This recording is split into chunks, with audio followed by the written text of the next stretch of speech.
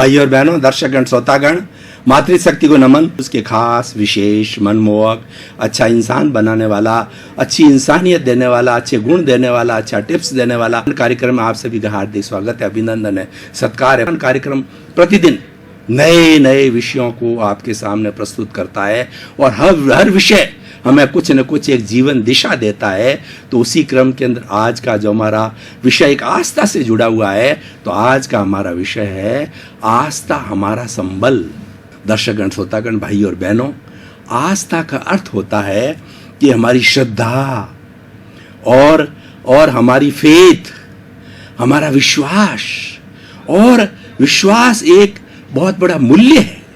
विश्वास से दुनिया जी रही है और विश्वास से ये सारी सृष्टि चल रही है।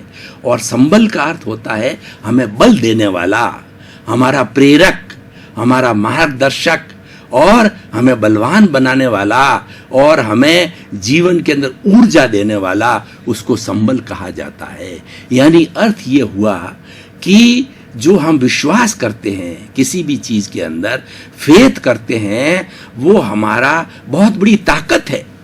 श्रद्धा बहुत बड़ी ताकत है, विश्वास बहुत बड़ा ताकत है। अब ये देखिए कि श्रद्धा किसी में भी की जा सकती है। उदाहरण के तौर पर हम जब शादी करते हैं तो पति पत्नी के बीच के अंदर विश्वास होता है, श्रद्धा होती है, आस्था होती है, तभी वो पूरा जीवन 100 वर्ष तक एक साथ जीते हैं। हमारी भारतीय संस्कृति के अंदर आप देखें तो जॉइंट फैमिली के अंदर 100 वर्ष तक हस्बैंड वाइफ साथ साथ जीते हैं। किसके आधार पर जीते हैं? ये आस्था के आधार पर जीते हैं, श्रद्धा के आधार पर जीते हैं, विश्वास के आधार पर जीते हैं। उनको कभी ये महसूस नहीं होता है कि पति पत्नी अगर मान लो सो रहे हैं किसी कमरे के अंदर, उनको भय नहीं होता है, पत्नी को भय नहीं होता है कि पति मुझे मार देगा या मुझे लूट लेगा, या पति को भय नहीं होता है कि मेरी पत्नी जो है मेरे साथ कोई कुठाराघात कर दे, क्योंकि विश्वास है, श्रद्धा है। उसी तरीके से हमारा जो परिवार सिस्टम चलता है वो सारा आस्था से, श्रद्धा से चलता है कि अपने पिता को पुत्र के प्रति, पुत्र को पिता के प्रति श्रद्धा होती है, विश्वास होता है, तभी उस बच्चे को इतना पालते हैं, पोसते हैं, बड़ा करते हैं और उसका ब्याह शादी करते हैं, उसको पैरों पर खड़ा करते हैं। उसके पीछे रीजन एक ही है कि उसकी उस बच्चे के अंदर आस्था है, विश्वास है, श्रद्धा है कि ये बच्चा बड़ा होकर के मेरे नाम को रोशन करेगा और मेरा बुढ़ापे में जब मेरा शरीर अशक्त हो जाएगा तो मेरी सेवा करेगा। अब मैं थोड़ा सा आध्यात्मिकता की तरफ आता हूं, तो आध्यात्मिक वाली जैन दर्शन को कोट करना चाहूंगा कि सम्यक दर्शन ज्ञान चारित्राणी मोक्ष मार्ग। देखिए, ट्रिपल ज्वेल्स कहा जाता है। सबसे पहला होता है राइट फेथ, दूसरा होता है राइट नॉलेज, तीसरा होता है राइट कंडक्ट। अगर हमें मोक्ष जाना है तो ट्रिपल ज्वेल्स को फॉलो करना पड़ेगा। पहले तो मतलब होता है राइट फेथ का मतलब सम्यक श्रद्धा, सम्यक विश्वास और सम्यक आस्था। हमको सबसे पहले जो है हमारे भीतर विराजमान शुद्ध आत्मा भगवान में आस्था होनी चाहिए, क्योंकि बॉन्डेड कौन है? जेल के अंदर कौन है? जेल के अंदर हमारी आत्मा है। इसी कारण ये शरीर धारण किया है। 84 लाख जीवा योनि के अंदर प्राणी क्यों भटकते हैं? अपने कर्मों के कारण भटकते हैं। तो कर्म एक तरह का बॉन्ड है, कर्म एक तरह का जो है लेप है, कर्म एक तरह की रज है जो व्यक्ति को बांधे रखती है, वह जेल में रखती है। और जब वो कर्म पौद्गलिक होते हैं, कर्म से जब मुक्त हो जाते हैं तो आत्मा मोक्ष को चली जाती है, शाल्वेस इमांसिपेशन को चली जाती है। तो प्रारंभ कहाँ से होता है? इसका प्रारंभ होता है राइट फेस से होता है कि हमें आस्था होनी चाहिए, मैं शुद्ध आत्मा हूँ, और आत्मा में हर वक्त विश्वास होना चाहिए। 24 जीवन पर्यंत जो है व्यक्ति को कभी भी अविश्वास नहीं करना चाहिए कि मेरी आत्मा है या नहीं, पुनर्जन्म है या नहीं, और आत्मा कर्मों से आबद्ध है कि नहीं है, कर्मों का बंधन होता या नहीं होता है। यानी जहाँ पर अविश्वास की बात आती है, जहाँ पे अश्रद्धा की बात आती है, जहाँ अविश्वास की बात आती है, वहाँ वही रॉन्ग बिलीफ कहलाती है। और राइट बिलीफ क्या है? उसके अंदर 100% विश्वास करना, वह जिन वाणी कहलाती है और राइट बिलीफ है। और ये मोक्ष मार्ग की सबसे पहली नींव है।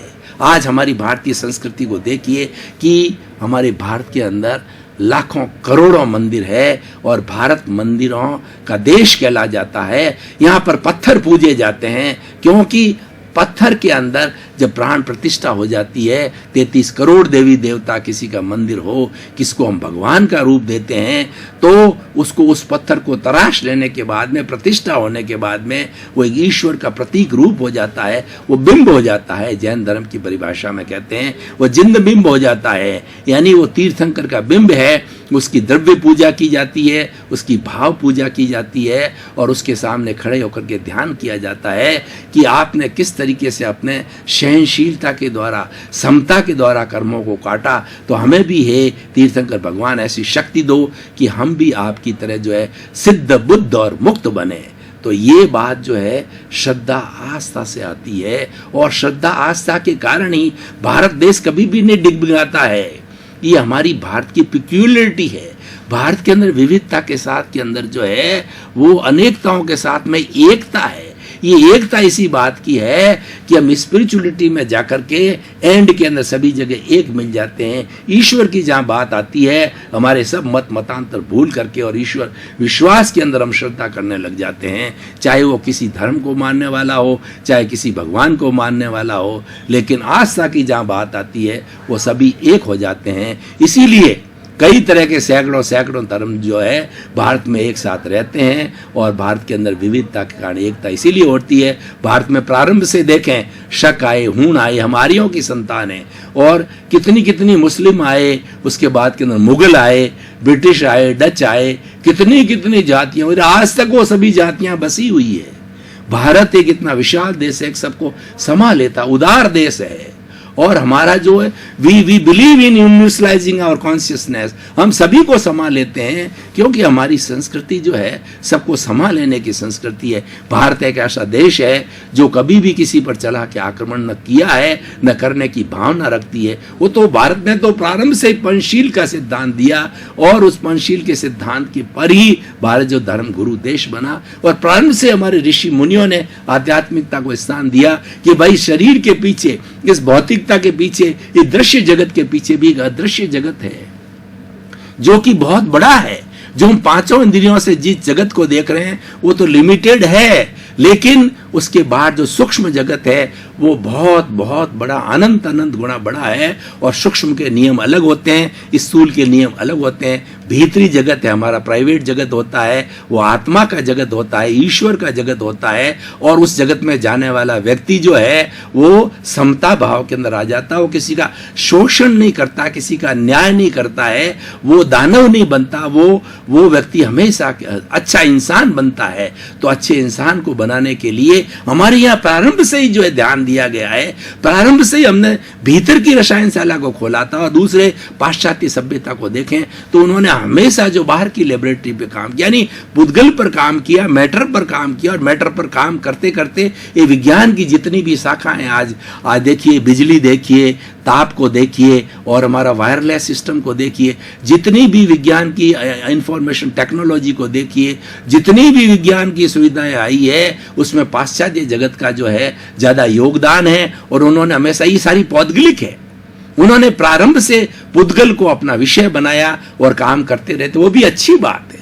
उनका भी जो है वो सत्य की खोज करना लक्ष्य रहा है, और स्पिरिचुअल वालों का भी जो है वो लक्ष्य रहा सत्य की खोज करना। लेकिन लेबोरेटरी अलग अलग थी। उनकी लेबोरेटरी जो बाहर मेटेरियलिस्टिक है, उनकी लेबोरेटरी बाहर की लेबोरेटरी है, और जो भीतर काम करने वाले उनकी भीतर की लेबोरेटरी स्पिरिचुअल लेबोरेटरी है। तो भीतर के अंदर रूपांतरण होता है, भीतर के अंदर व्यक्ति बदलता है। व्यक्ति कहने से नहीं बदलता है, व्यक्ति के अंदर जो है कभी भी किसी तरह का जो है कहना चाहिए कि ठेस लगनी चाहिए, ठोकर लगनी चाहिए, चोट लगनी चाहिए तो बदलता है। तो बड़े बड़े डाकू हैं, वाल्मीकि देखिए, तुलसीदास जी देखिए, ये बड़े बड़े माने हुए डाकू थे, लेकिन उनकी पत्नी की थोड़ी सी जो है उपालंब के कारण उन्हें भीतरी परिवर्तन हुआ और उन्होंने वो महान हो गए। रामचरितमानस की लिखी और वाल्मीकि रामायण लिखी, तो ऐसे ऐसे महान कवि हो गए, ऐसे ऐसे महान पूजनीय लोग हो गए। तो रूपांतरण भीतर होता है। आप जेल के अंदर जाइए, उन लोगों की स्टडी करेंगे, उन लोगों को बताएंगे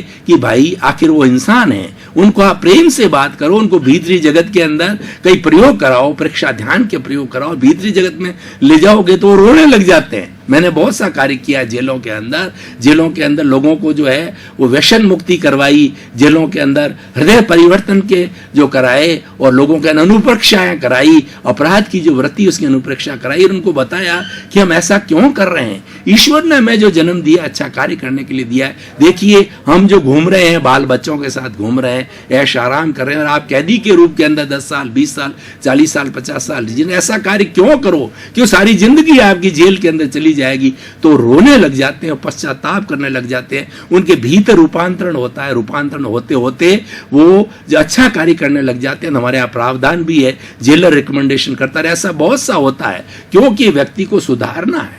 ऐसा कहा जाता है कि जो है पापी को नहीं पाप को मारो। व्यक्ति जिसने पाप किया वो पापी कहलाता है और जिसने दुष्कर्म किया वो पाप किया। हमारा उद्देश्य है कि उसके दुष्कर्म को सुनाना, क्योंकि व्यक्ति तो हर वक्त रूपांतरित हो जाता है। जब उसको एहसास होता है कि मेरे से गलत हो गया है और उसका प्रतिक्रमण प्रायश्चित करने लग जाता है, शुद्धिकरण हो जाता है। ईश्वर भी यही कहता है कि भगवान कृष्ण ने गीता के अंदर कहा है, भक्ति मार्ग के अंदर यही तो बताया है, तुम्हारे जितने भी पाप है, तुम्हारे जितने भी दुष्कर्म हैं, तुम्हारे जितनी भी चिंताएं हैं, वो सारी चिंताएं मेरी झोली में डाल जाओ, तुम मेरे को समर्पित हो जाओ, तुम तो एक ही जो ईश्वर का ध्यान करो कि मेरा कुछ नहीं है, जो कुछ भी मन वचन काया से कार्य करता हूं ये ईश्वर आपका है, अच्छा है तो आपका है, बुरा है तो आपका है, उसके चरणों के अंदर समर्पित हो जाओ। जैसे कि एक छोटा बच्चा माँ के चरणों के अंदर, माँ की गोद में जाके कैसे समर्पित हो जाता है, प्रसन्न हो जाता है। एक बेटा बाप की शरण में आता है तो कितना अपने आप को हल्का महसूस करता है। उसी तरीके से भगवान, ये आस्था है, ये आस्था का रूप है। हम जितना जितना ईश्वर के अंदर विश्वास करेंगे हमको संबल मिलेगा, और इस संबल से हमें कितने बड़े लाभ होते हैं। देखिए हमारा परिवार का जीवन है, बहुत से उतार चढ़ाव आते हैं, कभी हमारा अच्छा कार्य होता है, कभी बुरा कार्य होता है, कभी नफा हो जाता है, कभी नुकसान हो जाता है, कभी हम पास हो जाते हैं, कभी हम फेल हो जाते हैं, कभी हमारे किसी कार्य के अंदर प्रगति मिलती है, किसी कार्य में प्रगति नहीं मिलती है। तो उस केस में हमारी आस्था, हम ईश्वर में अविश्वास करते हैं, कर्मों का फल है। मैंने ऐसे ही भाव बीज डाले थे, उससे कर्म फल हुआ और जो है ये कर्म परिणाम मुझे मिल रहा है, इससे व्यक्ति शांत हो जाता है। ये आस्था है और आस्था बहुत बड़ा संबल होता है। आस्था के संबल पर व्यक्ति अपना 100 वर्ष का पूरा जीवन जी सकता है और किसी भी परिस्थिति के अंदर टॉपल डाउन नहीं होता है, फ्रस्ट्रेशन नहीं होता। आज अमेरिका इतना बड़ा समृद्ध देश है, वहां पे इकोनॉमी फेल क्यों हुई? क्योंकि उनकी आस्था डावाडोल रही, उनकी जो है थोड़ा बहुत नुकसान हुआ तो वो लोग जो है उस नुकसान के अंदर उनका परिवर्तन हो गया, बैलेंस नहीं रहे, और उसके साथ उनको कोई तरह का कष्ट आता है तो भीतरी जगत में जाने का उनके पास में कोई साधन नहीं है, तो अपने आप को कंसोलेशन नहीं कर पाते हैं और वो सुसाइड कर लेते हैं। सबसे ज़्यादा सुसाइड समृद्ध कंट्री जो विकसित देश जो है अमेरिका है, उसमें ज़्यादा होते हैं और सबसे ज़्यादा कम भारतवर्ष में होते हैं, क्योंकि हम अपने आप को बैलेंस्ड कर देते हैं। हमारा परिवार का सदस्य, हमारा फ्रेंड सर्किल के पास हम दिल खोल करके बात करते हैं तो कोई न कोई समाधान देता है। वो समाधान क्या देता है? वो आस्था का संबल देता है। नहीं, घबराने की बात नहीं, मेहनत करो, आगे बढ़ोगे और समय आता है, हर एक का डाउनफॉल आता है, तो डाउन भी होता है, फॉल भी होता है, राइज भी होता है, हर एक का समय आता है। ऐसा कोई व्यक्ति नहीं होता है जिसको कि एक सा समय जीवन भर मिले। तो ये क्योंकि to struggle is life. Life किसे कहा जाता है? स्ट्रगल को कहा जाता है। लेकिन ये कब संभव कब है? जबकि हमारी आस्था मजबूत होनी चाहिए। इसलिए भाई और बहनों, दर्शकगण, श्रोतागण, बहुत सुंदर विषय है। अगर भारत के लोग, अगर विश्व की 7 अरब की जनसंख्या आस्था का संबल पर कार्य करें, उसमें विश्वास करें, तो कभी भी जीवन के अंदर जो है निरुत्साहित नहीं हो सकते, डिप्रेस नहीं हो सकते, हताश नहीं हो सकते, निराश नहीं हो सकते, क्योंकि हम बैलेंस्ड हो जाते हैं। हमारे पास में एक कोई भी बैलेंसिंग पावर होना चाहिए, कोई भी बैलेंसिंग डिवाइस होनी चाहिए, उसको रिजल्टेंट कहा जाता है। तो रिजल्टेंट क्या होता है कि उस व्यक्ति को सही दिशा के अंदर, मान लीजिए एक फोर्स यूं लग रहा है, एक फोर्स यूं लग रहा है, उन दोनों का रिजल्टेंट होता है 45 डिग्री पे चला जाता है। तो रिजल्टेंट क्या है? ये आस्था का संबल है, ये हमें समझना चाहिए। और ख़ास तौर से हमारे देश के आज जो युवा लोग हैं, उनको आस्था अपने कार्य में, रासायनिक कर्म में आस्था रखनी चाहिए। गीता का सिद्धांत जो कर्म योग है वो ये है कि तुम हर वक्त कर्म करते रहो, अच्छा कार्य हर वक्त करो। हमारे आजकल के युवा लोग क्या करते हैं कि कॉलेज के समय के अंदर जो है ड्रग्स वगैरह ले लेते हैं, एडिक्शंस लेते हैं, और ऐसी ऐसी हैवी ड्रग्स लेते हैं कि भांग, चरस, गांजा, वो क्या बड़ी बड़ी जो आजकल नाम आ गए हैं, तो वो लेते हैं। तो उसके लेने से उतने आदी हो जाते हैं कि उनका खून जो है वो सूखने लग जाता है। खून के अंदर बहुत से जो है वो ऐसे रसायन मिल जाते हैं, भूख नहीं मिलती, निर्बल हो जाते हैं, हताश हो जाते हैं। तो वो लोग, ऐसा बहुत सा हो रहा है कॉलेज एजुकेशन के अंदर, और देश के बड़े अच्छे युवा नहीं बन सकते। उन युवाओं के बीच के अंदर आस्था का संबल हमें समझाना चाहिए। तुम युवा हो, तुम देश के कर्णधार हो, तुम परिवार के कर्णधार हो। तुम्हारे माता पिता ने तुम्हारे पर कितना पैसा खर्च किया, तुम्हारे को कितना स्नेह दिया, और उन्होंने कितना त्याग किया, तब जाकर तुम इस स्थिति में माँ। तो देखिए माँ का कितना कंट्रीब्यूशन है कि बच्चा छोटा होता है तो माँ जो है वो गीले में सोती है, पेशाब कर लेता है बच्चा, तो माँ गीले में सोती है और बच्चे को सूखे में सिलाती है कि कहीं बच्चे को सर्दी नहीं हो जावे, निमोनिया नहीं हो जावे। एक पौधे को देखें तो उसके ऊपर गाड़ लगाते हैं, उस पौधे को पानी देते हैं, खुराक देते हैं, तब जाकर के पौधा बड़ा होता है। तो पौधा और बच्चा एक जैसा होता है। उसको बड़ा करने के लिए जैसे माली बहुत सेक्रीफाइस करता है, उससे पेरेंट्स बहुत सेक्रीफाइस करता है। सुबह माताएं 5-5 बजे उठती है और बच्चों को तैयार कर, बच्चा तो सोता रहता है, टिफिन तैयार कर देती है, उसको फिर नहला धुला करके भेजती है। सारा कार्य माताएं करती है। होमवर्क देखती है कि मेरा बच्चा कहीं होमवर्क के अंदर पीछे नहीं आए, उनके जो वो स्कूल से जो इंस्ट्रक्शंस आते हैं वो पूरा देखती है। इस तरीके से ये सब क्या है? ये सब आस्था है। क्या आस्था है कि ये बच्चा मेरा है, इस बच्चे को मैंने जन्म दिया है, ये मेरा खून है, ये मेरा ब्लड है, और ये मेरे से सवाया होना चाहिए। हमारी भारतीय संस्कृति कहती है बेटा रुपया, अगर पिताजी रुपया है तो बेटा सवा रुपया होना चाहिए। पेरेंट्स को बड़ी खुशी होती है, पेरेंट्स का जो छाती फूल जाती है कि बच्चा बड़ा हो जाता है, IAS हो जाता है, IPS होता है, बड़ा उद्योगपति हो जाता है, बड़ा परोपकारी हो जाता है, बड़ी समाज सेवी हो जाता है, बड़ा नेता बन जाता है, बड़ा मिनिस्टर बन जाता है। ये सब क्यों होता है? ये आस्था के कारण है बंधुओं। तो जीवन के अंदर कभी भी आस्था को नहीं छोड़ें। आस्था किसके प्रति? आस्था सबसे पहले अपने पेरेंट्स के प्रति। जो पेरेंट्स होते हैं हमारी भारतीय संस्कृति के अंदर, जो पेरेंट्स होते हैं संसार के जीते जागते भगवान हैं। आप किसी मंदिर में जाएं या न जाएं, माता पिता की सेवा करते हैं, उनको चित्त समाधि पहुंचाते हैं, उनको किसी हारी बीमारी के उनका सहयोग करते हैं, उनको किस चीज़ की आवश्यकता है, और ख़ास तौर से उनकी बुजुर्गी की अवस्था के अंदर, तो वो आपकी सबसे बड़ी सेवा है और उससे ईश्वर प्रसन्न रहता है। चाहे आप जो है वैष्णो देवी जाएं या न जाएं, बालाजी के जाएं या न जाएं, शिव के भगवान के जाएं या न जाएं, वो स्वयं साक्षात शिव है, साक्षात जो है वो बालाजी हमारे घर में विराजमान है। ये हमारी संस्कृति है। तो पेरेंट्स के प्रति आस्था। दूसरी आस्था होती है गुरु के प्रति आस्था। गुरु का अर्थ होता है अंधकार, रू का मतलब दूर करने वाला। गुरु ऐसा व्यक्ति होता है अज्ञान रूपी अंधकार को दूर करता है। हर एक व्यक्ति का अपना अपना गुरु होता है। जो बच्चे पढ़ते हैं शिक्षक होता है, गुरु होता है। सन्यासी बच्चे होते हैं, उनका गुरु होता है जो उनको कि सन्यास प्रदान करता है। तो गुरु हर एक का होता है। और गुरु बिना ज्ञान गरी, गुरु गोविंद दोनों खड़े, और काके लागू पाए बलिहारी गुरु आपनी और गोविंद दियो बताए। हमारी संस्कृति क्या कहती है कि गुरुदेव आपने ईश्वर के दर्शन कराए, आपके माध्यम से दर्शन हुए, मेरी क्या ताकत है, तो मैं तो सबसे पहले आपको नमन करता हूं और उसके बाद में ईश्वर को नमन करता हूं। तो गुरु के प्रति हमारी भारतीय संस्कृति में तो पहले तो हो गया अपने पेरेंट्स के प्रति, दूसरा गुरु के प्रति, और तीसरा समाज के प्रति। समाज के प्रति आपकी आस्था होनी चाहिए कि समाज हमको पहचान देता है। जब बच्चा माँ के पेट से बाहर आता है तो उसमें ठप्पा लगा देता है, बढ़िया का बेटा, जो है उसके बाद के अंदर ब्राह्मण का बेटा, मुस्लिम का बेटा, सिख का बेटा, ईसाई का बेटा, और वो छाप लग जाती है और छाप जीवन भर चलती रहती है कि वो हमारी संस्कृति के अंदर जाति प्रथा है, हमारे यहाँ धार्मिक प्रथा है और वो छाप जिंदगी पर चलती है। पहचान कौन देता है? ये समाज देता है। हमारी प्रतिष्ठा कौन कराता है? समाज कराता है। समाज के प्रति हमारा बहुत बड़ा ऋण है, उसका जो हमें उसके प्रति हमें आस्था रहनी चाहिए, उसका हमें योगदान होना चाहिए और एक सृष्टि माँ के प्रति आस्था रहनी चाहिए, जो सबसे बड़ी ईश्वर की आस्था कहिए या सृष्टि माँ की आस्था कहिए, वो एक ही है। सारी सृष्टि हमारा भरण पोषण करती है। 84 लाख जीवा योनि के प्राणी बड़े आनंद के साथ में सृष्टि में रहते हैं। सृष्टि पंचभूतात्मक है, पृथ्वी, जल, अग्नि, वायु और आकाश 5 भूतों से बनी है और 5 भूतों से हर प्राणी का जन्म होता है। दर्शकगण, श्रोतागण, भाई और बहनों, आपका बहुत बहुत धन्यवाद, साधुवाद, आपके प्रति कृतज्ञ। कार्यक्रम को चमका रहे हो, आपकी वजह से कार्यक्रम टॉक ऑफ दी टाउन हो रहा है। बड़े चाव से देख रहे हैं और देखते रहिए और लोगों को दिखाते रहिए। प्रतिदिन हम नए नए विषयों के साथ के अंदर आपको संबोधित करेंगे। आपके प्रति मंगल भावना।